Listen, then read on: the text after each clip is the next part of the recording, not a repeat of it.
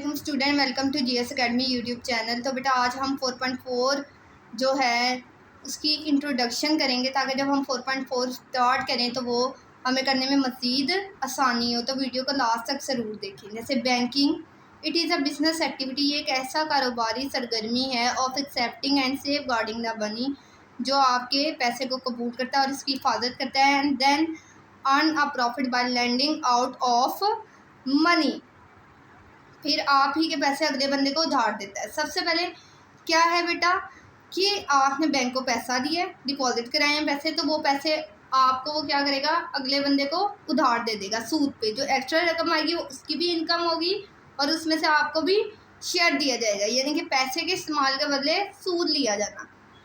फिर definition of commercial bank deposit, the function of bank which accept deposit providing loans and other service to the client is known commercial bank. इसको उर्दू में तिजारती bank भी कहते हैं। ये ऐसे इदारे हैं जो लोगों के पैसों को डिपॉजिट करते हैं और उन्हीं पैसों को आगे लोन देते हैं, आगे दूसरी सर्विस भी करते हैं। जैसे आजकल बैंक में बिल्स भी जमा करवाए जा सकते हैं, लोन भी मिलता है, ठीक है। इस तरह के बैंक क्या होते हैं, commercial banks. Types of a bank account, सबसे पहले PLS saving account, it is an account on the basis of profit and loss sharing.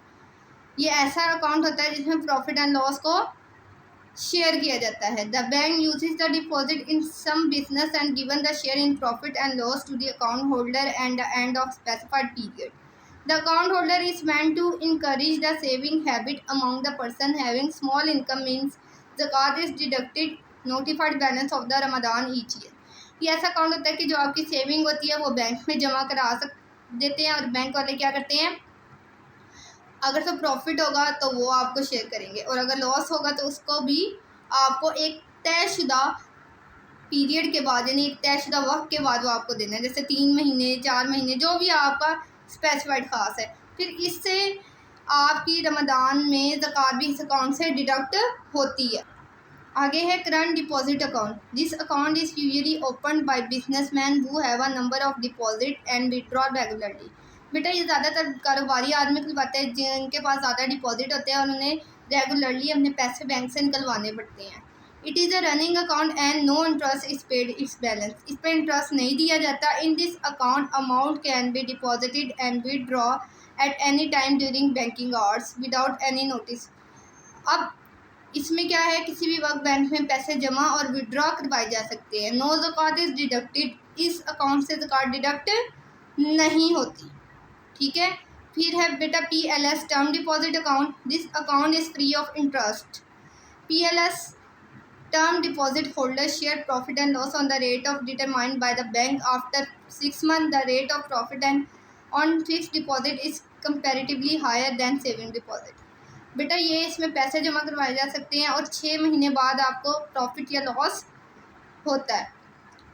अब ये भी बेटा एक तयशुदा आप पीरियड होता है, आपको फिक्स डिपॉजिट में करवाना पड़ता है, उसके बाद ही आप पैसे विड्रॉ कर सकते हो। फिर है foreign currency account. A foreign currency account is the account mention in a commercial bank in the currency other than Pakistani currency. Usually foreign currency account are mention in dollars, pound, euro. Foreign currency accounts are exempted from ज़कात and tax. Rate of profit in the account is low.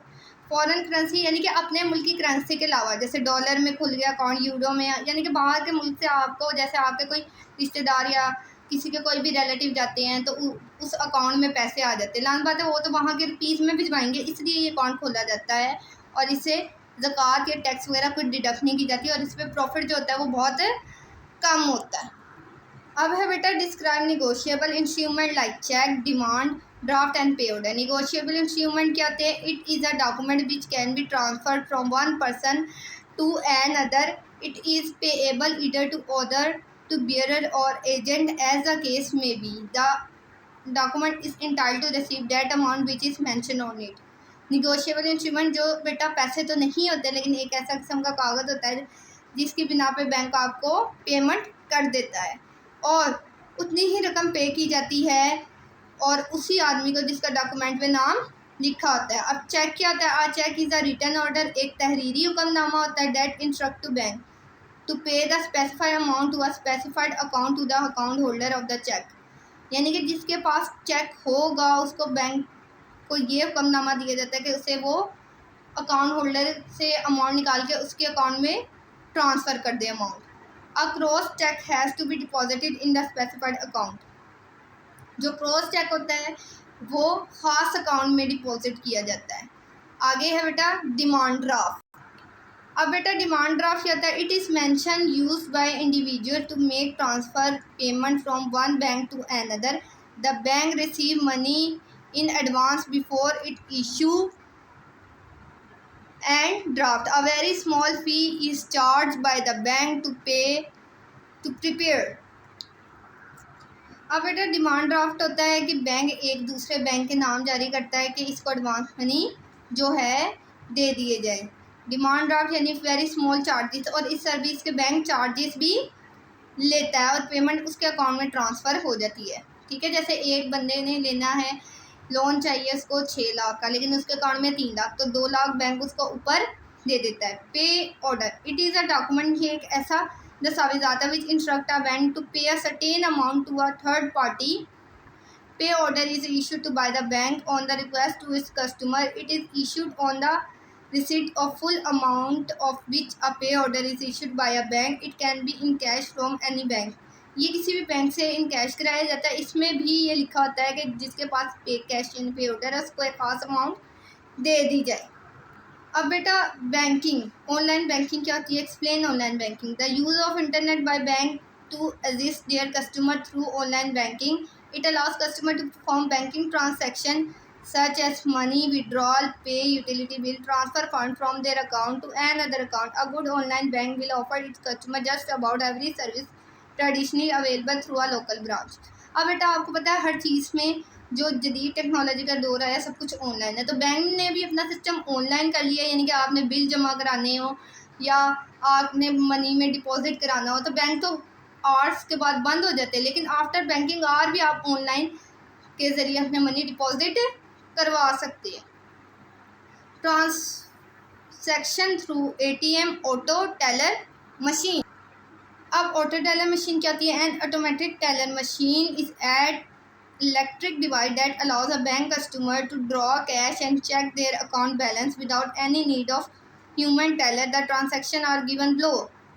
Withdraw money, make deposit, print a statement, check account balance and transfer money. ATM कहती है कि इसके ज़रिए आप bank बंद होने के बावजूद भी एटीएम इसके खुले होते हैं, आप किसी भी वक्त जाके अपने पैसे इन कैश में निकलवा सकते हैं और वहाँ से आपको एक रसीद भी मिल जाएगी आपने कितने पैसे निकाले हैं और कितना आपका रिमेनिंग बच चुके हैं।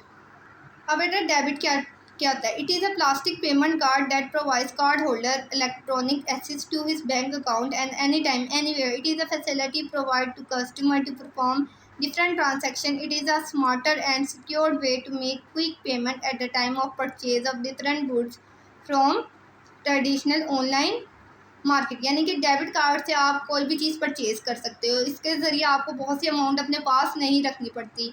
जैसे ही वो मशीन में डाला जाता है, जितनी चीज़ आपने जितने की पैसे की ख़रीदी हो वो उतनी अमाउंट आपके अकाउंट से कंडक्ट हो जाती है।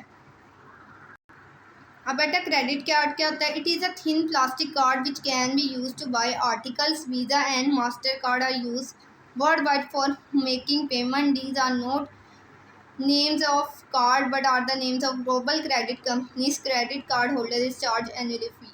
यानी कि ये भी एक वीज़ा होता है जो आप फ़ौरन में अपनी चीज़ें परचेज़ कर सकते हैं इसकी मदद से, और इसके ऊपर जिसका भी ये कार्ड होल्डर होता है फ़ी चार्ज की जाती है। आप है कन्वर्जन ऑफ करेंसीज कि करेंसी को कन्वर्ट कैसे कराया जाता है। अब foreign currency exchange rate a price that represent how much it cost two by currency one country the other country. एक करेंसी की वैल्यू दूसरे मुल्क की करेंसी से अलहदा होती है, इसलिए जैसे पाकिस्तान $1 200 कुछ का है तो वो उससे क्या हो जाएगा एक्सचेंज, यानी कि वो उतना ही ख़रीदा जाएगा पाकिस्तानी रुपीस में, उसका डिफरेंस भी आपको पे करना पड़ेगा।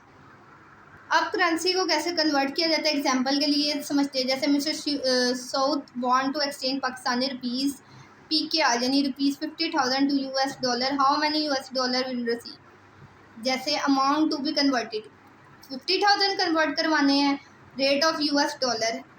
अब इस वक्त तो चेंज है लान बात है, लेकिन उसने रेट ऑफ जो आपको क्वेश्चन में गिवन किया आपने वो देखना है 99.80 अब उसमें कितने US डॉलर आएंगे? 50,000 रुपीज़ में कितने US डॉलर आएंगे? 50,000 को 99.80 पे आप डिवाइड कर देंगे तो 501 US डॉलर उसमें आ जाएंगे। तो चले बेटा आगे हम एक्सरसाइज की देखेंगे। तो आई होप सो ये आपको समझ आ गया होगा। तो जाते जाते चैनल को सब्सक्राइब और वीडियो को लाइक कर दें। अल्लाह निगहबान। अल्लाह।